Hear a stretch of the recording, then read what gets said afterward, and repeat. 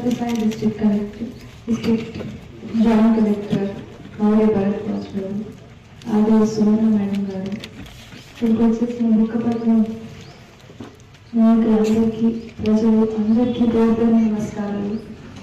ఇవాళ ఒక చాలా మంచి కార్యక్రమానికి మనము అన్నదాత సుఖీభవ 3వ వేడుక ఇంత ఘన విజయం సాధించింది. ఇవాళ తూచా తప్పకుండా చంద్రబాబు నాయుడు గారు మేనిఫెస్టోలో చెప్పినట్టు ఆ 20,000 ప్రతి రైతుకి ప్రతి సంవత్సరం అందజేస్తామనే మాట ఖచ్చితంగా ఇవాళతో అమలైంది. మొదటి సంవత్సరం 20,000 రైతుల అకౌంట్లోకి పడిపోయింది. ఒక గొప్ప కార్యక్రమం. దాదాపు 46,86,000 మందికి ఇవాళ 20,000 రూపాయలతో దాదాపు 6,660 కోట్ల రూపాయలు అన్నదాత సుఖీభవ కింద ఇవ్వడం జరిగింది. చిన్న అమౌంట్ కాదు ఇది. రైతుల పట్ల మన ప్రభుత్వానికి, మన కూటమి ప్రభుత్వానికి ఎంత చిత్తశుద్ధి ఉందో దీని ద్వారా మనకు తెలుస్తుంది.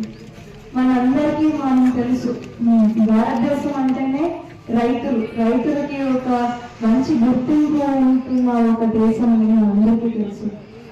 ముందు కాలం నుంచే ఇక్కడ వ్యవసాయం అనేది మెయిన్ ఒక ఫుడ్ పెట్టేకి మనకి కానివ్వండి, లేదంటే ఒక ఆధారం. ప్రతి ఒక్కరికి వ్యవసాయం చాలా ఇంపార్టెంట్. మన ప్రతి ఇంట్లో ఒక రైతు ఉంటారు మనకి.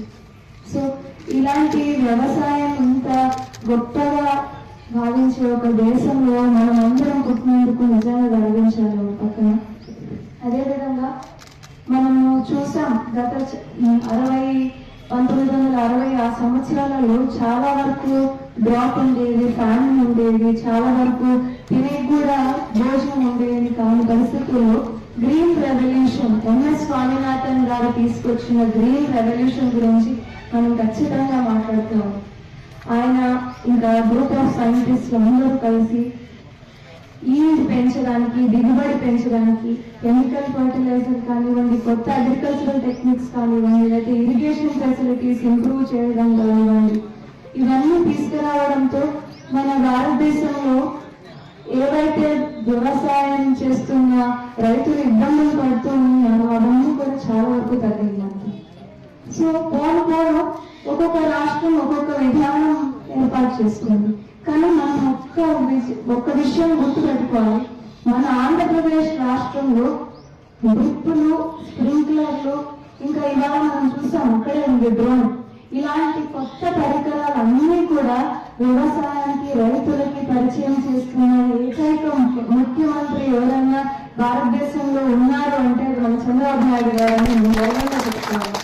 టెక్నాలజీని ఐటీ రంగంలోనే కాదు, ప్రతి రంగంలోనూ రైతులకి కానివ్వండి, వేరే ఏ డిపార్ట్మెంట్ లో కానివ్వండి, టెక్నాలజీని ముడి పెడితే దిగుబడి పెంచొచ్చు, రైతుల కష్టాలు, ఆ డిపార్ట్మెంట్ లో చేసే వాళ్ళకి కష్టాలు తగ్గుతాయనే ఒక మంచి ఉద్దేశంతో ఆయన చేస్తున్న కృషి, ఆ వయసులో కూడా ఆయన ఈ ఇన్నోవేషన్ వైపు చూపిస్తున్న మొత్తం నిజంగానే మన కొత్త జనరేషన్స్ అందరూ కూడా చాలా ఒక స్పోర్టివ్ గా తీసుకుని అది కూడా మనం అడాప్ట్ చేసుకోవాలి. ఇందాక కేశవ రెడ్డి గారు అని వచ్చి చెప్పారు, కేవలం 20 సెంట్లలో 50,000 రూపాయలు ఆయన ఆర్గానిక్ ఫార్మింగ్ ద్వారా తీసుకోవాలి బయటకి అని చెప్పి. మనం చూస్తున్నాం బయట ఐటీ చదివి ఫ్రెషర్ గా వచ్చిన ఐటీ ఉద్యోగి కూడా, కొత్తగా వచ్చిన అబ్బాయి కూడా 18,000-20,000 మాత్రమే సంపాదించుకుంటున్నారు.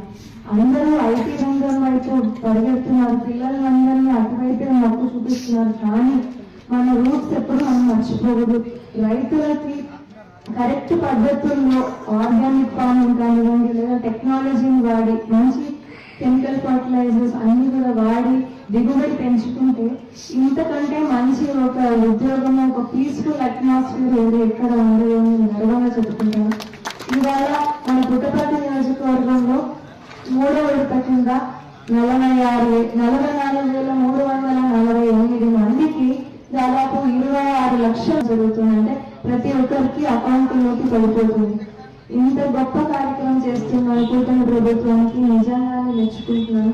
ఈ కూటమి ప్రభుత్వంలో నాకు కూడా ఒక భాగం వచ్చినందుకు చాలా ఆనందపడుతున్నాను. Thank you.